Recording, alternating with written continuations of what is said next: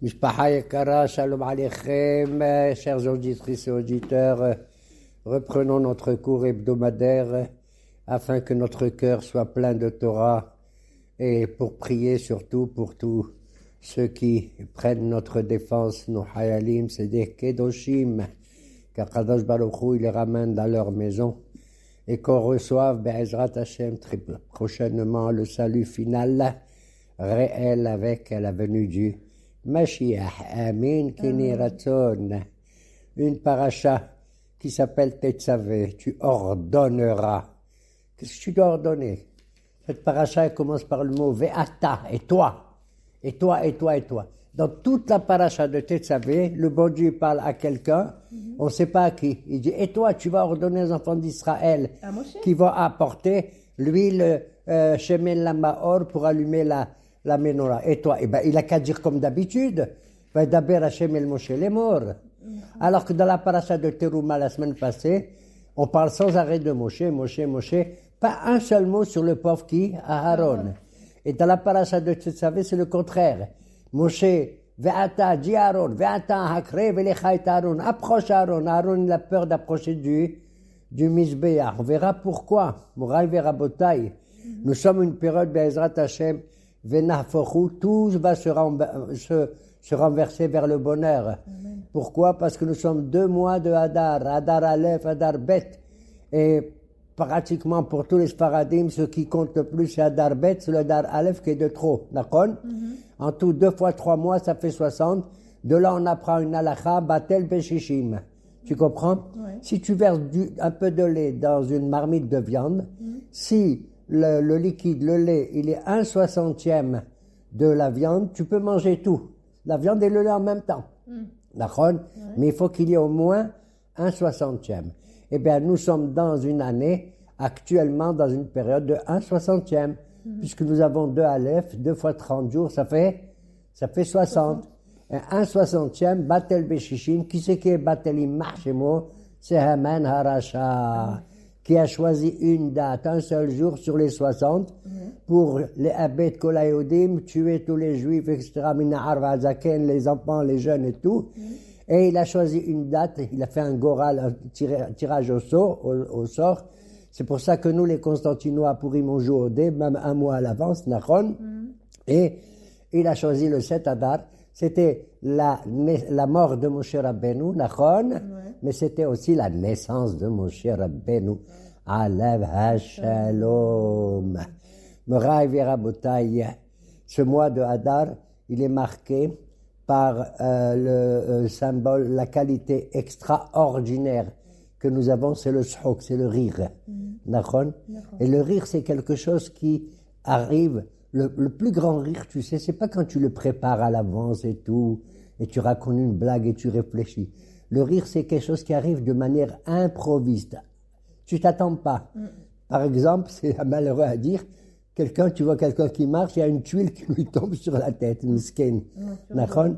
Alors, quand il y a vraiment un événement surprenant, et alors à ce moment, ce qu'on appelle le shok. Le shok, c'est comme si tu dis en 2 mots, tsehok. Tu sors en dehors de la nature, de la loi normale des choses. Tu comprends? Voilà. Et donc, c'est ça le tzhok. Nos hachamim, ils ont dit que chaque mois de l'année, il est par rapport à un organe du corps humain. Et l'organe du corps humain du mois de Hadar, tu sais ce que c'est? C'est la rate. En hébreu, le tchol. D'ailleurs, il y a une chanson qui nous ont pris les Français, grâce à nous, parce qu'ils sont religieux comme nous, plus ou moins, hein? J'ai la rate, qui se dit latte, j'ai la rate, quand quelqu'un il rigole et tout. Et la lettre qui concerne le mois de Hadar, c'est la lettre Kouf, mais je ne vais pas développer, c'est trop kabbalistique cette histoire-là. Moraï Verabotai, comme je le disais, cette paracha, elle commence par Ve'ata Tetzavé et Bnei Israël, Ve'ata Tetzavé, Ve'ikhu Elecha, Shemen Zaïd Zach. Dis-leur qu'ils prennent de l'huile, tout à fait pure, bien concassée, pour faire l'allumage de quoi? L'allumage de la menorah. Qu'est-ce que ça vient faire ici maintenant? Déjà, la semaine passée, dans Teruma, on a parlé des Kelim, Nachon? On a parlé du Aaron, on a parlé de la menorah, du Shulchan, du Mizbeach, etc. Mais il y a une chose, brusquement, ils ont parlé de l'huile aussi. Pourquoi tu reviens maintenant? Pourquoi? Tout simplement parce que lors de l'inauguration du Mishkan, quand ils ont commencé à Rosh Chodesh Nissan, ils ont donné à chaque jour, à chaque tribu, chaque prince de tribu, d'offrir un korban en l'honneur de Dieu. C'était quelque chose de merveilleux, Nachon. Premier Nissan, c'était Yehuda, après c'était Issachar, après Zvouloun, après Reuben, Shimon, Gad, Ephraim, Binyamin, Menashe, après Dan, Asher, Dan, Naphtali et Asher, Nachon. Pendant 12 jours, Aaron il est là, alors que c'est le chef de quoi? Le patron du Mishkan, c'est le Kohen Gadol. Il voit tout le monde les apporte, tout le monde les apporte, tout le monde les apporte. Il avait envie de pleurer. Quand je lui ai dit, qu'est-ce que tu as? Il a dit, comment? Tout le monde les apporte. Moi, je suis le patron, j'ai pas inauguré le Mishkan. Il a dit, Aaron, arrête. Ce que je vais te donner, c'est 1000 fois mieux. Quoi, papa? Quoi, mon Dieu? Il lui a dit, à toi, Aaron, tu vas faire la lumière. T'as compris? Sans lumière, il n'y a rien du tout. Ner Adonai, Nishmat Adam. La lumière de Dieu, c'est la Neshama. Donc, toi, tu es la Neshama du Mishkan, Aaron. Je t'adore, n'aie pas peur. Et toi, tu vas, Tetzavet Ben Israël, toi, Moshe, tu vas ordonner qu'ils apportent de l'huile. Pourquoi l'huile? C'est très important. C'est étrange, l'huile, tu sais. C'est un des aliments les plus étranges. Pourquoi? Parce que quand tu manges un croissant, il est bon. Quand tu manges du sel, il est salé en lui-même.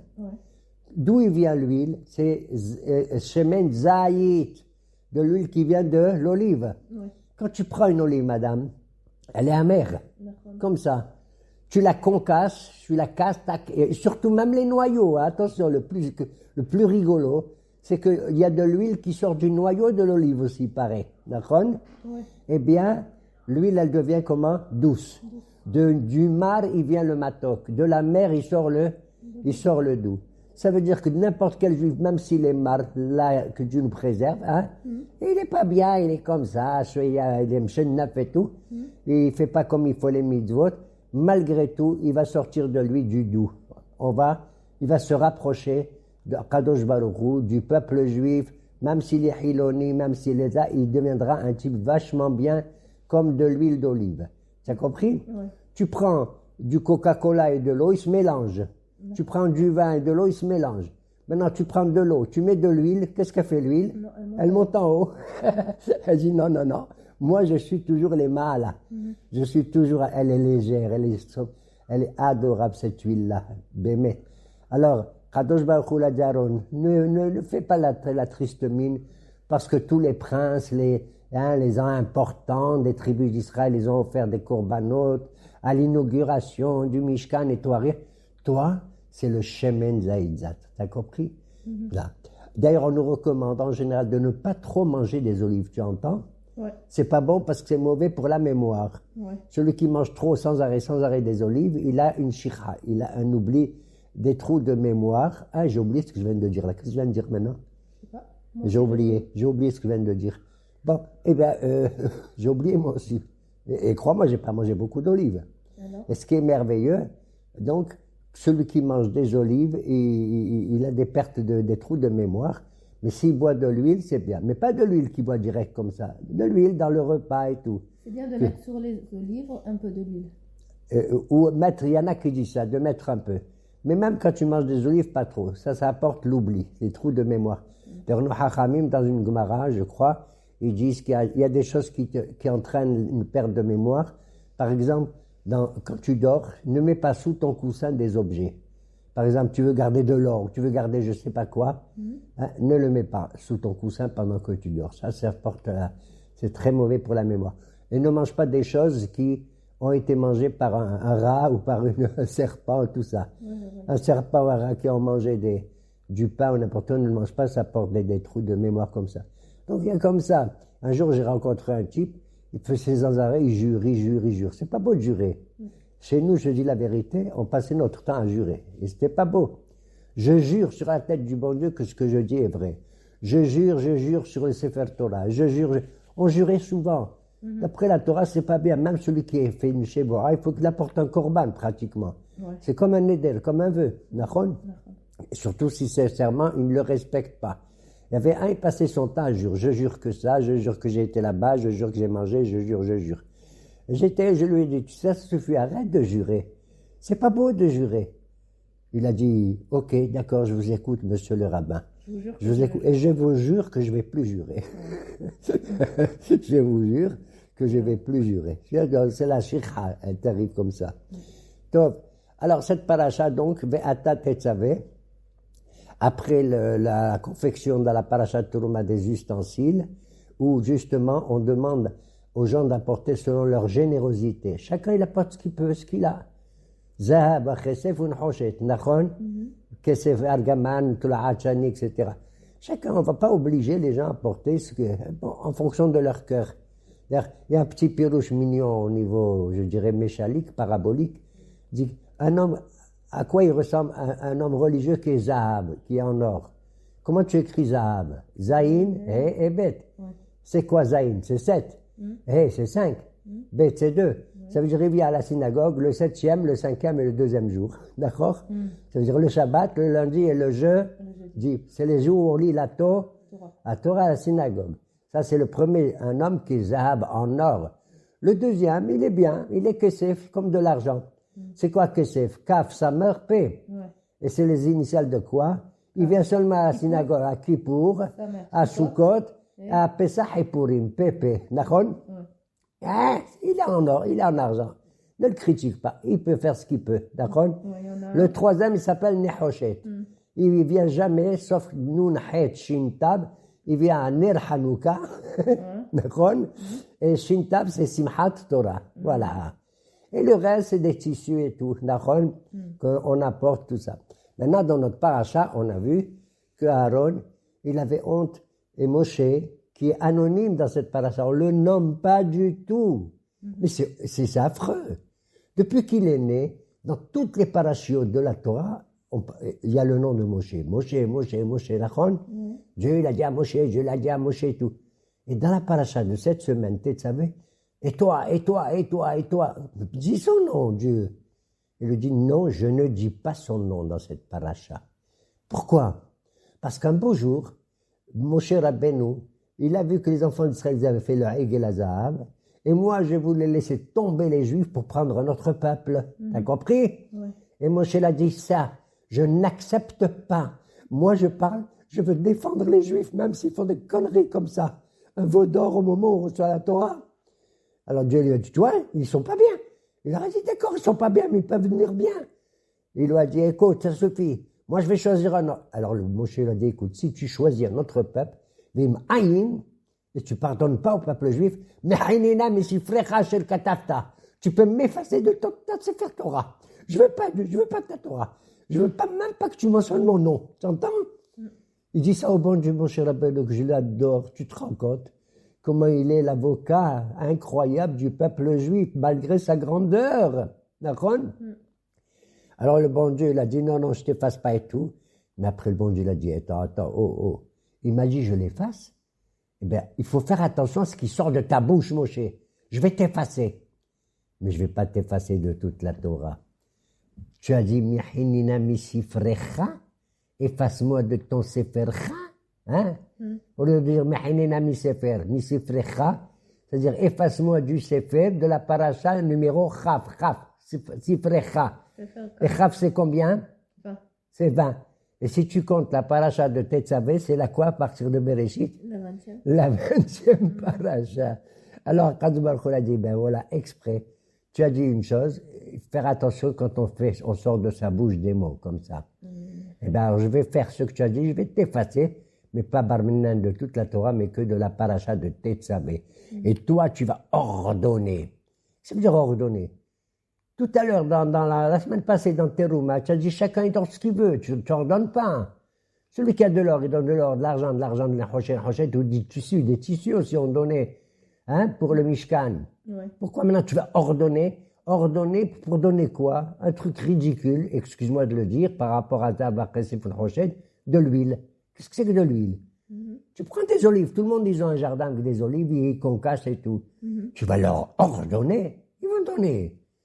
De là, j'apprends au niveau pédagogique que quand tu parles à tes enfants, et ils se lèvent tard, et ils font pas comme il faut, les mitzvot, et ils écoutent pas les parents et tout, Alors maintenant, tu vas leur parler avec ordre. Je t'ordonne, mon fils.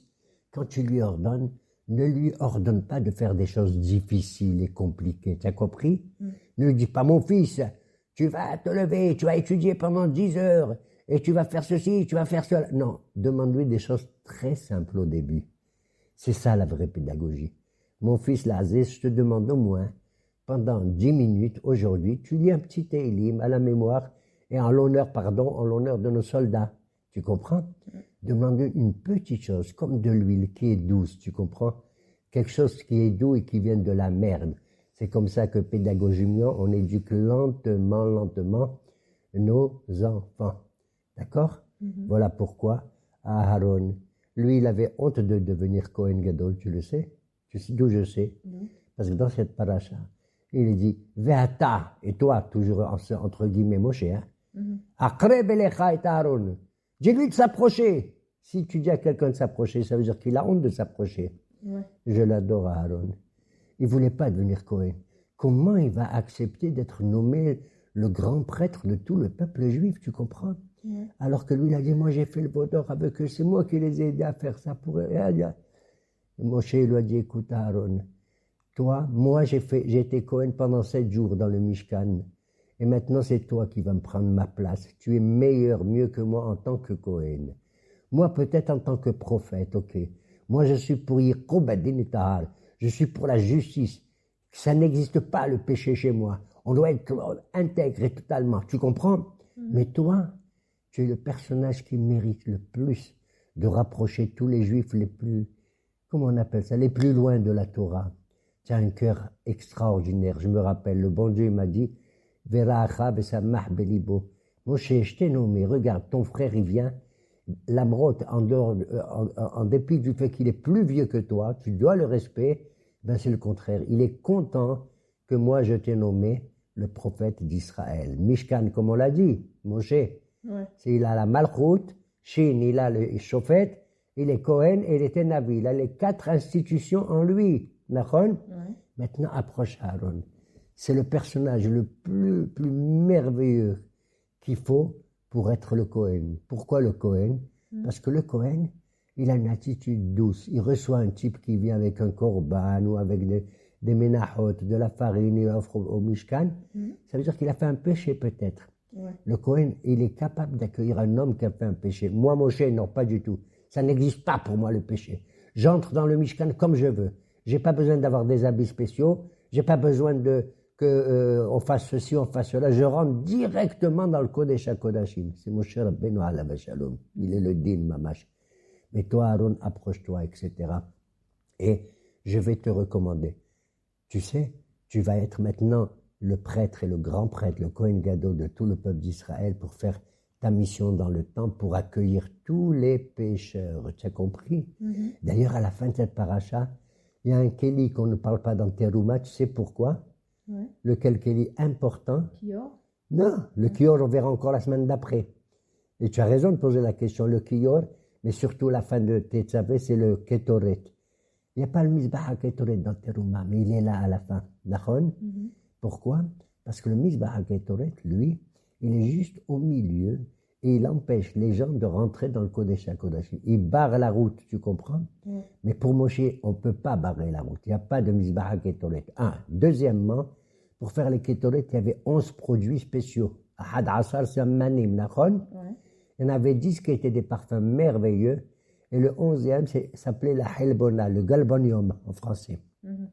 Ça puait, ça sentait très mauvais. Tu l'allumes, d'accord? Tu le brûles, il réhra. Mais cette Helbona, si tu la mélanges avec les 10 autres, elle donne un parfum le plus beau de tous. Tu entends? C'est incroyable. De là, j'apprends que même un rachat, entre guillemets, c'est la Helbena. Si tu la mets dans le minyan avec 10 autres produits, 10 autres anachim, 10 autres hommes, et bien ce rachat, il devient celui qui est le plus merveilleux de tous. C'est incroyable comment il a pu dépasser son Yetzerara pour venir prier, pour venir tel ou tel et tel mitzvah. Tu comprends? Voilà pourquoi même à Kippour, quand on fait la prière, on dit « Anu machirin leitpalel et ta'abaryanim » Nous permettons, mon Dieu, de prier aujourd'hui dans la synagogue avec les truands. avec les brigands, les Ta'abarianim. Ouais. Et quand je faisais cette prière, comme tous les Hazanim et les rabbins, je regardais à droite et à gauche, et je regardais les gens comme si c'était le Barminan, Les truands. les Abarianim et les truands. On ne peut pas jeter un seul juif de notre peuple, même s'il a commis des erreurs. Nachon, on n'a pas le droit de le jeter. Nachon. Et voilà, effectivement, pourquoi donc dans le Kétoret, il y avait tout ça. Et voilà, brusquement, dans cette paracha, le sujet le plus central, tu vas dire à Aaron et ses enfants qui vont porter des habits spéciaux. Waouh! Les Kohen simples, le Kohen Pachout, Nachon, il doit porter 4 habits. Les 4 habits, quels sont-ils? C'est la kétonette, le michnasaïm, le pantalon, la tunique, Nachon, le havnet, qui était une espèce de ceinture un peu large, et un chapeau, miglaat, Nachon. Et le Kohen Gadol, il porte en plus 4 vêtements en plus de ces 4-là. Il portait le frontal qu'on mettait au front. C'est une plaque dans laquelle il y avait écrit, une plaque d'or, où il y avait écrit Kodesh Lachem, cet homme il est saint pour l'éternel, Nachon. Il portait le éphod sur les épaules avec 2 pierres de onyx, de Shoham. Et il portait le Hoshen Mishpat dans sa poitrine avec les 12 pierres précieuses qui représentent les 12 tribus d'Israël. Hein? Et il portait aussi le Mitznefet, un chapeau spécial. Non, pardon, un Me'il. Alors, on voit que les Kohanim portaient des vêtements spéciaux, uniquement à l'intérieur du Beth Amikdash. Nachon? En dehors, ils n'avaient pas le droit de sortir avec. Nachon? Et on voit qu'en plus, ce qui était étrange, ils avaient des habits, mais ils devaient marcher pieds nus dans le Mishkan et dans le Beth Amikdash. Pieds nus. Pourquoi? Parce qu'Admat Kodeshi, c'est comme Dieu il a dit à Moshe Rabbeinu et à Yoshua, enlève tes chaussures, shal na'alcha ma'al raglecha, qu'Admat Kodeshi.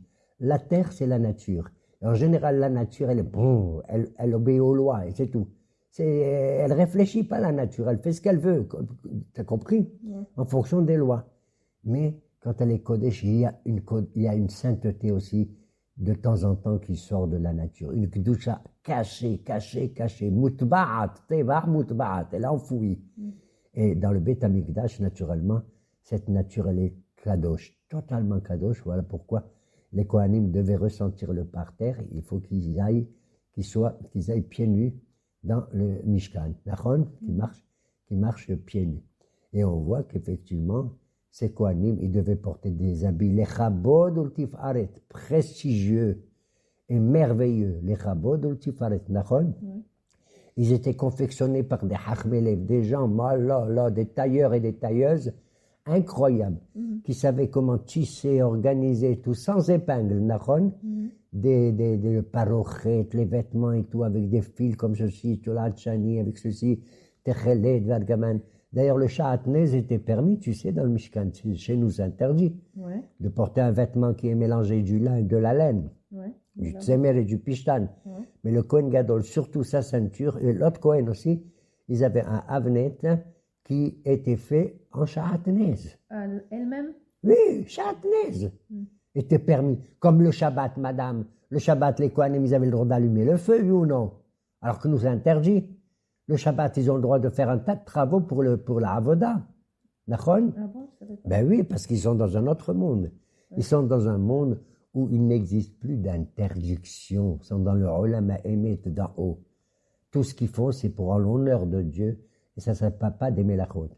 Il y avait 39 travaux qui ont été faits pour construire le Beth Amikdash. Et ces 39 travaux, Lammatet Melachot, ce sont ceux qui sont interdits pour nous, juifs, pendant le Shabbat. Mais pas à l'intérieur du Beth Amikdash pour ceux qui font.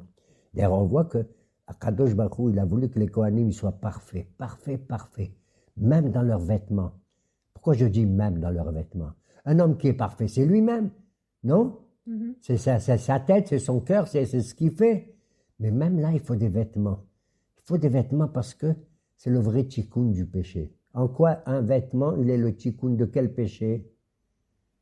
Mais madame, le premier couple qui s'appelle Adam et Chava, ils étaient au Gan Eden? Ils étaient tout nus. Hazak ou Baruch. Ils avaient besoin de rien. Tout était pur. Leur chair, leur os, leur sang, tout ce que tu veux était pur. Et quand ils ont fait le péché, qu'ils ont mangé du Isa Da'at, le bon Dieu leur dit, Yallah, barra dehors, je vous ferme la porte. Nachon. Et à la porte orientale du Gan Eden, le bon Dieu, il a mis des kéroubim, mais c'était des malachés habbala, des anges affreux, qu'on appelait des kéroubim. D'accord? Ces anges affreux nous empêchent de retourner au Gan Eden. On ne sait plus comment réparer notre péché. D'accord? D'un côté. Et de l'autre, qu'est-ce qu'il y a écrit là-bas, sur Adam et Hava, quand il les a sortis du Gan Eden? Vaya aslahem kutonot. Il leur a fait des tuniques. Il leur a fait des vêtements. Donc, tu vois que le vêtement, c'est quelque chose d'étrange. C'est quelque chose qui n'est pas naturel. En tout cas, pas dans le Gan Eden, pas dans le Olam Haba, tu comprends? Il faut être soi-même dans le Gan Eden. Et dans ce monde, on doit montrer une certaine apparence, les chabod ou le tifaret. D'accord? Mais le hachamim, comme il dit le Rambam, un talmid hacham, il ne faut pas qu'il porte des habits trop luxe, tu vois. Chauffonné, Yanès, regardez-moi. Ni non plus, il ne doit pas porter un blue jean ou des choses trouées ou n'importe quoi. Des vêtements normaux, valables. D'ailleurs, la halakha a dit, si tu vois un talmid hacham, qu'il a un revav, qu'il a une saleté sur son vêtement, barmenan, hayav mita. Il mérite la mort. Pas la mort du bédin, mais la mort bidesha maïm. Il mérite quelque part comme s'il mérite. C'est impossible que la saleté soit dans le vêtement d'un talmid hacham. Mais il porte un vêtement moyen, d'accord? Mais les Kohanim, ils sont dans un monde où le beged, pour eux, c'est pas un boged, c'est pas un traître. Tu as compris le jeu de mots? Le beged. Le méril, le manteau qu'ils portent, c'est pas une mérila, c'est pas une trahison. Ils sanctifient ce qui est la trahison et la tromperie. D'ailleurs, en arabe, on peut dire beged, on dit guddab, c'est un menteur. Bed, gimel, dalet, guddab. D'accord? Mais ils recherchent une certaine perfection où on va faire le tikkun du péché d'Adam et de Hava grâce à ces vêtements-là qui représentent la purification de nos fautes les plus graves, Chaque vêtement, il rappelle une faute. D'ailleurs, j'ai déjà à dire qu'entre un homme et une femme, excuse-moi de te le dire, pas excuse-moi, au contraire, la femme, elle est plus merveilleuse que l'homme. Tu sais pourquoi? Ben, la femme, quand elle s'habille, elle choisit le vêtement le plus beau. Je le savais déjà. Mais... Tu le savais, ça? Nous, on porte un costume, ça va, pas de smata, ça suffit. D'accord? Et je ne vais pas rester pendant 1h30 à me regarder dans la glace pour voir si je suis beau ou pas beau. OK? Eh bien, vous ressemblez un peu à la prêtrise qui portait les chabod où il fallait des vêtements. Et vous ressemblez un peu à la prêtrise quelque part, de manière naturelle, parce que tous les kélim du Mishkan, on faisait une meshiha, une onction. On les enduisait avec de l'huile spéciale, parfumée et tout. Ça s'appelait Shemen HaMishha. Et on faisait ça aussi, Moshe il a fait ça au Kohanim. Il leur a mis un peu d'huile parfumée sur le front, et là. Et les femmes, qu'est-ce que ça me rappelle, Shemen HaMishha? Elles aiment le parfum. Elles aiment les parfums et comment on appelle le hippour, le phare. D'accord. Bon, moi je vois ça d'un côté positif. Il y en a qui voient ça autrement, mais enfin, peu importe. Et les Kohanim, donc, ils portent des vêtements. Et nos Hachamim, ils disent, pourquoi ils portaient ces vêtements? Pourquoi ces 4 vêtements pour un Kohen simple? Quand il portait le pantalon, tu sais pourquoi? Qui allait jusque, pas tout à fait en bas, mais presque. Hein? C'était pour purifier, pour montrer qu'il faut se purifier de harayot, de l'inceste, du rapport interdit, d'accord? C'est le pantalon qui couvre le bas du corps. Il portait quoi aussi? Un kétonet. La kétonet, c'est quoi? C'était pour pardonner quoi? Le crime. Quel rapport kétonet avec le crime? Eh ben, rappelle-toi, quand les frères, ils ont vu Yosef, ils ont pris sa kétonet passim, ils l'ont trempé dans le sang. C'est un crime, mamache. Voilà pourquoi ils portent une kétonet. Pourquoi ils portent un chapeau spécial? C'est une shashia. En arabe, on l'appelle comme ça. C'était pas un chapeau, tu sais ce que c'est? C'est une espèce de bande, hein, qui tourne autour de leur tête. Tu sais combien mesurer? 8 mètres de long. Relba. Incroyable. Comme une shashia. Et c'est ce turban, cette migvarat, elle pardonne quoi? Le gasut haruah, l'orgueil. Parce que l'orgueil, il est au-dessus de la tête. Je suis quelqu'un de bien. Et il portait une ceinture comme ça, qui mesurait trois doigts de large, un peu large comme ça, en tissu aussi, complètement sha'atnez, c'est dit du lin de la laine. C'est combien mesuré? Lamedbet Amot, 32 palmes. J'entends? 32, coudées. Ça veut dire presque 16 mètres de long. Ça veut dire qu'il faut qu'il tourne autour de lui, quelqu'un il tient le bout de la ceinture, du Havnet et tout. D'accord? Et pourquoi? Parce que le Havnet, il vient purifier du Hirur Halev, de la pensée secrète qu'on a dans notre cœur. D'accord? Parce que comme nos maîtres, ils disent, Lotisna et Tahicha, tu ne dois pas haïr et détester ton prochain, Bil Vavra, dans ton cœur. D'accord? Dans ton cœur. Tout à l'heure, j'avais dit que pour éviter le trou de mémoire, d'accord? Et pour permettre le zikaron, je te dis, on fait un tas de choses, ne pas sous le coussin, ne pas manger des olives, tout. Mais moi, je vais vous donner une ségoula purement religieuse, toraïque, qui est dit dans le schéma Israël,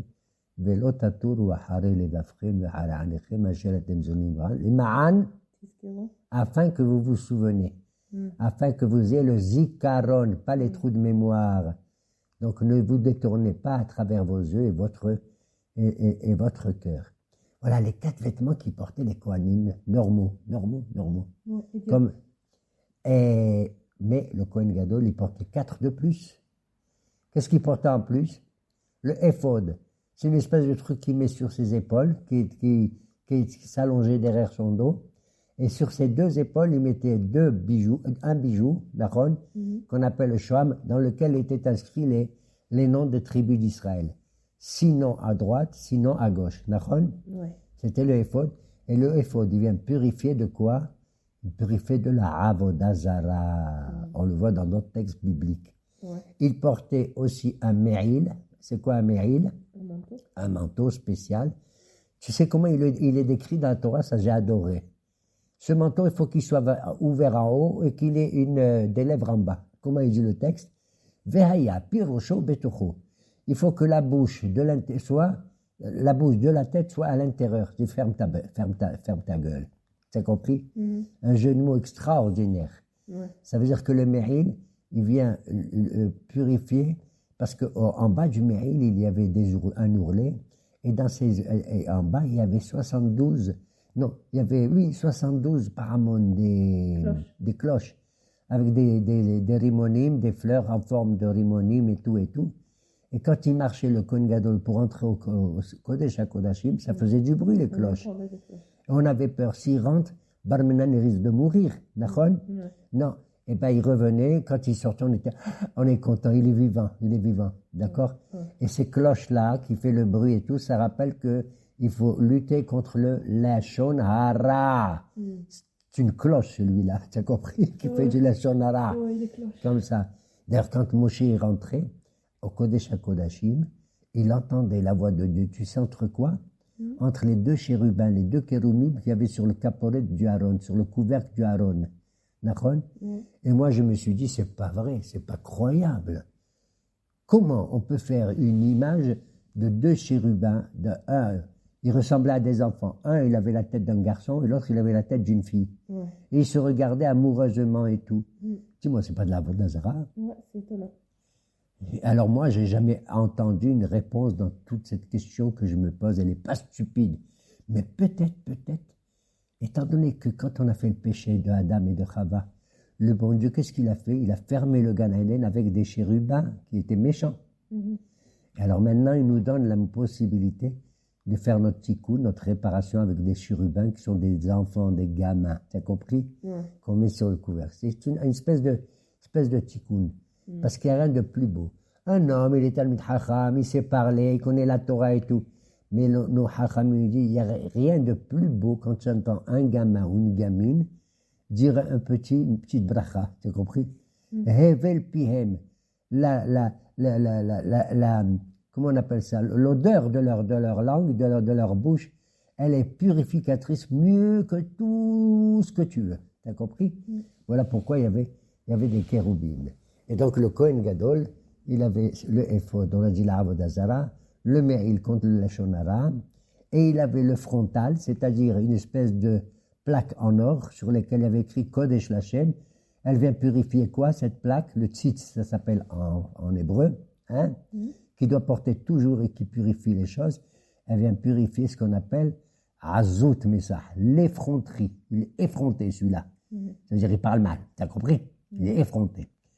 Et ça. Et il avait le Hoshen Bishpat sur la poitrine, avec les 12 pierres précieuses par rapport aux 12 tribus. Et il y avait le Odem, Pidda, Bareket. Il y avait 12 pierres spéciales. Je connaissais pas tout ça. Il y a l'émeraude, il y a le Tarshish, il y a le cramoisi, etc. Il y a le rubis. Et à la fin, par exemple, il y a le Shoham de Yosef, qu'on appelle en français l'onyx, et le Yashpé, pour Binyamin, qui s'appelle la jaspe en français. Et c'est la seule pierre qui avait toutes les couleurs, c'est celle de Binyamin. D'accord? Et le Hoshen Mishpat, comme son nom l'indique, Mishpat, il vient nous protéger de toutes les injustices, que le Kohen doit faire la justice. Tu comprends? Ouais. Donc on voit qu'en vérité, tous ces vêtements, on a fait le tikkun du péché d'Adam et de Chava, et que si on les porte maintenant, pas parce qu'on veut être beau, pas parce que uniquement les chabot ou le type arrêtent, mais c'est pour nous purifier de tous les péchés que je viens maintenant dénoncer. Vous avez compris? Et c'est ça que portent nos Kohanim, contrairement, pour conclure, à ce qu'a dit une de mes filles.